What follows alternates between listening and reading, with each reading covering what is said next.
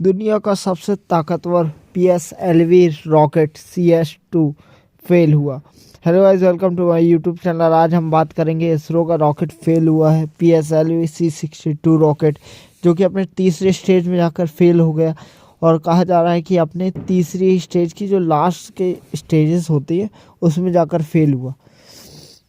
लेकिन इसको लेकर इसरो ने अभी ये नहीं कहा है कि ये सफल है या असफल रहा है, पर इसे फेल ही माना जाएगा। तो आज हम जानेंगे कि क्यों दुनिया के सबसे ताकतवर रॉकेट में से एक माने जाने वाले PSLV रॉकेट के फेल होने का रीज़न क्या है।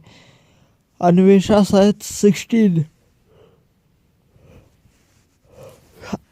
शायद 16 सैटेलाइट्स लेकर जा रहा था यह रॉकेट, जिसमें से 8 सैटेलाइट भारत के थे और 8 सैटेलाइट विदेश के थे।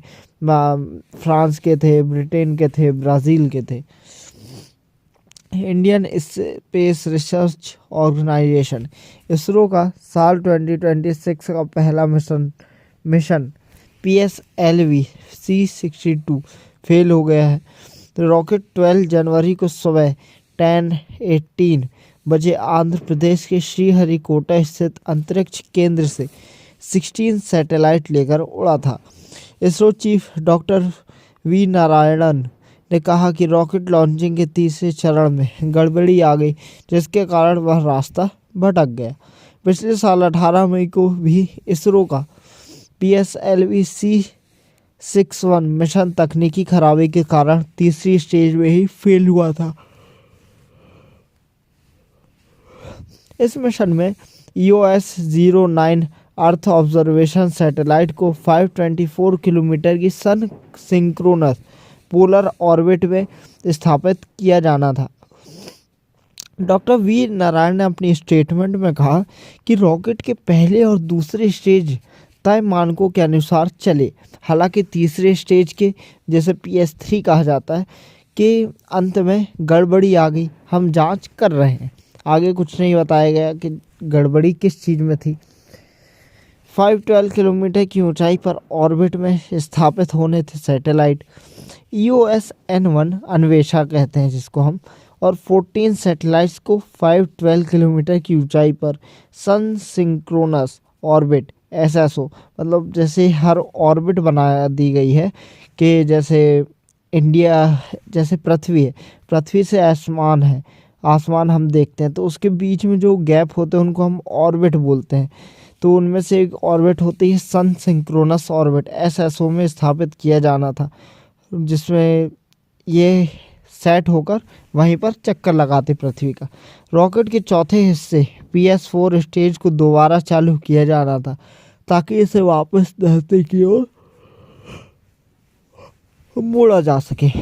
फिर स्पेन के एक स्टार्टअप का KID यानी Castrol initial technology demonstrator KID capsule इससे अलग हो जाता है। मिशन के 8वें मिनट में हुई गड़बड़ी। PSLV C62 EOS-N1 मिशन कुल 1 घंटा 48 मिनट और 5 सेकंड का था। मतलब एक एक सेकंड इम्पोर्टेंट होता है गाइज, आप देखो, मतलब 1 घंटा 48 मिनट 5 सेकंड। हम कितने सेकंड्स अपने वेस्ट कर देते हैं अपनी ज़िंदगी में। सेकंड्स तो क्या कहें, हम दिन वेस्ट कर देते हैं, हम महीने वेस्ट कर देते हैं, हम साल भी वेस्ट कर देते हैं। और यहाँ देखिए एक एक सेकंड कितना कीमती होता है। लेकिन 8वें मिनट में गड़बड़ी आ गई। इस वजह से PS4 स्टेज का इग्निशन 505.12 सेकंड हुआ या नहीं, या पूरी तरह सफल नहीं रहा, कहा नहीं जा सकता अभी। Sorry guys. सैटेलाइट्स EOS-N1 सहित 16 पेलोड को ऑर्बिट में इंजेक्ट नहीं किया जा सका। री एंट्री बर्न और KID, जो कि अभी मैंने कैप्सूल के बारे में बताया, जो कि स्पेनिश कंपनी ने बनाया था, KID सेपरेशन 6485S, मतलब सेकेंड या स्टेज बोल सकते हैं इसको, जैसे बाद के इवेंट्स नहीं हो सके। इसरो ने इसे ना तो सफल और ना ही असफल घोषित किया है। आमतौर पर तीसरे चरण में गड़बड़ी होने पर मिशन लगभग फेल ही माना जाता है। अब आगे क्या हो सकता है, तो रास्ता भटकने के बाद रॉकेट का क्या होता है, तो रॉकेट में लगे ऑन बोर्ड कंप्यूटर और सेफ्टी सिस्टम लगातार उसकी दिशा, गति और ऊंचाई पर नज़र रखते हैं और सिग्नल भी भेजते रहते हैं। अगर रॉकेट गलत दिशा में जा रहा हो या ज़मीन या आबादी के लिए खतरा बने तो रेंज सेफ्टी ऑफिसर उसे नष्ट कर सकता है। यदि गड़बड़ी ऊंचाई पर हुई हो तो रॉकेट के हिस्से समुद्र में गिर जाते हैं या गिराए जाते हैं। ऐसे मामलों में रॉकेट को वापस नियंत्रित करना संभव नहीं होता, तो इसे डिस्ट्रॉय करना पड़ता है। 16 सैटेलाइट का क्या होगा, तो स्थिति को देखा जाए, जो 16 सैटेलाइट को लेकर रॉकेट उड़ा था उनका क्या होगा, तो सैटेलाइट अलग होने से पहले गड़बड़ी हुई है। सैटेलाइट रॉकेट के साथ ही नष्ट हो जाते हैं या समुद्र में गिर जाते, पर ऐसा अभी तक हुआ नहीं है। इन्हें बचाया या रिकवर करना व्यवहारिक रूप से संभव नहीं है।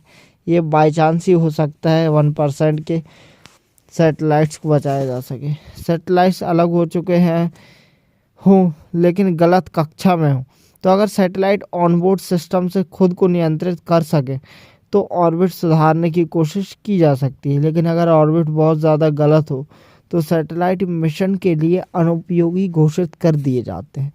कुछ समय बाद वे वायुमंडल में जलकर खत्म हो जाते हैं क्योंकि वो गलत जगह होते हैं। अगर अब देखें आखिर ये कितनी बड़ी असफलता है, क्योंकि असफलता में भी फेजेस होते हैं, first stage, 2 stage, 3rd stage, मतलब छोटी असफलता, बड़ी असफलता, मैनेजेबल है या नहीं।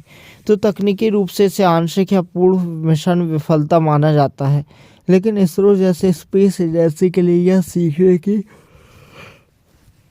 प्रक्रिया का हिस्सा है। देख रहे हो गाइस, मतलब आपकी गलतियां आपकी सीखने की प्रक्रिया है, आप अपनी गलतियों से सीखते हैं। पहले भी PSLV में गड़बड़ियां आई हैं जिनके बाद सिस्टम को और मजबूत किया गया। हमारी गलतियां हमें बताते हैं कि अभी भी सिस्टम में खामियां हैं और फिर हम उन्हें दूर करते हैं। दुनिया के सबसे भरोसेमंद और ताकतवर रॉकेट में शामिल है PSLV, जो कि भारत का स्वयं निर्मित किया हुआ रॉकेट है। PSLV को इसरो का सबसे भरोसेमंद और रॉकेट माना जाता है। इसने अब तक 63 उड़ानें भरी हैं, जिनमें चंद्रयान 1, मंगलयान, MOM जिसे कहा जाता है, आदित्य L1 और एस्ट्रोसैट जैसे बड़े मिशन शामिल हैं।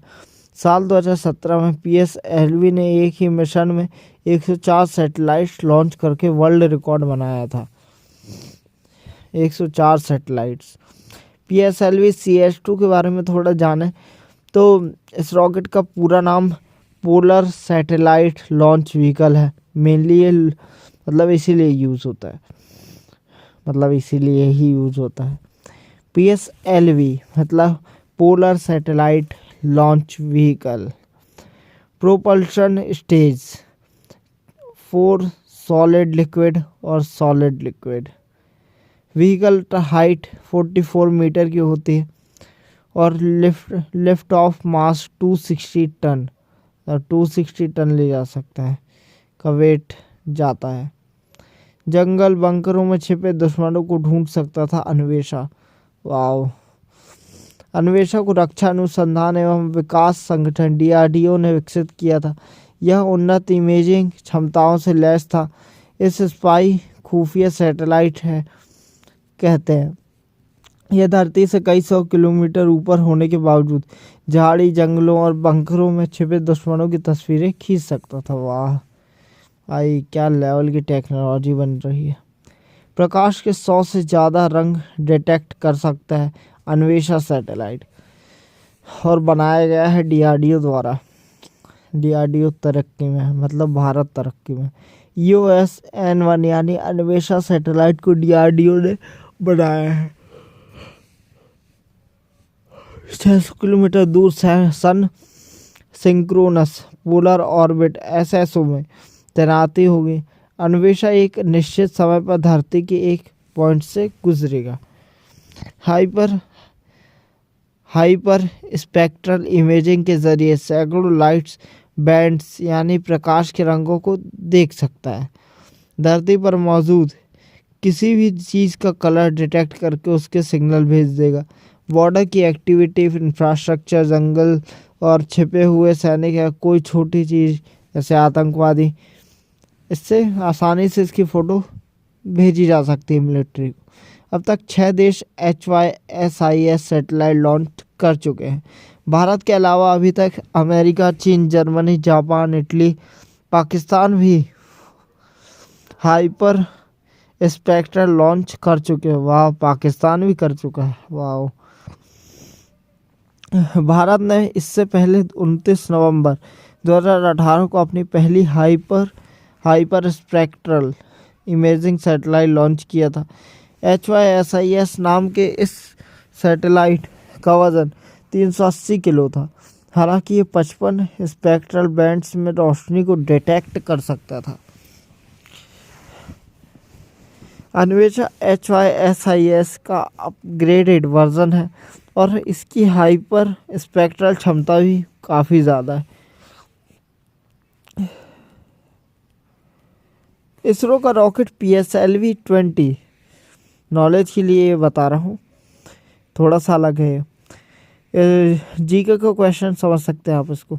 इसरो का रॉकेट PSLV 20 सितंबर 1993 को पहली बार लॉन्च किया गया था। इसरो का दूसरी लॉन्चिंग 1994 में की गई, जो कामयाब रही। 2017 तक इसने 39 कामयाब मिशन पूरे किए, जितने भी मिशन किए कामयाब। इस दौरान 48 भारतीय और 209 विदेशी सैटेलाइट अंतरिक्ष में भेजे गए थे। 26 मई 1999 में इसने पहली बार एक से ज़्यादा सैटेलाइट ऑर्बिट में पहुंचाए। एक से ज़्यादा सैटेलाइट, इनमें से एक भारत का और एक जर्मनी का और एक साउथ कोरिया का था। 3 सैटेलाइट। फरवरी 2017 में इस रॉकेट से 104 सैटेलाइट लॉन्च किए गए थे। सभी को उनके अलग अलग ऑर्बिट में भेजा गया था। यह इस रॉकेट की 37वीं उड़ान थी, जो कि सक्सेसफुल रही। PSLV C9 से 28 अप्रैल 2008 को एक साथ 10 सैटेलाइट लॉन्च किए गए। तब एक साथ सबसे ज़्यादा सैटेलाइट लॉन्च करने का यह वर्ल्ड रिकॉर्ड था। एक साथ 2013 में इसरो ने इस रॉकेट से एक साथ 29 सैटेलाइट लॉन्च करके अपना ही रिकॉर्ड तोड़ दिया था। PSLV 637 से 104 सैटेलाइट लॉन्च किए गए। यह अब भी रिकॉर्ड है। PSLV से ही 2018 में चंद्रयान 1 और 2013 में मंगल मिशन को भी लॉन्च किया गया था। ये दोनों मिशन सफल रहे। PSLV 44 मीटर ऊंचा है। व्यास डायमीटर 2.8 मीटर है। इसके 3 प्रकार हैं, PSLV-G, PSLV-CA और PSLV-XLI। इसमें 4 स्टेज हैं। So thank you so much guys watching my video. ऐसे ही वीडियो के साथ मेरे साथ जुड़े रहिए। मेरा नाम है राजा चौधरी और हम मिलते रहेंगे। जय हिंद, जय Bharat. Thank you so much guys.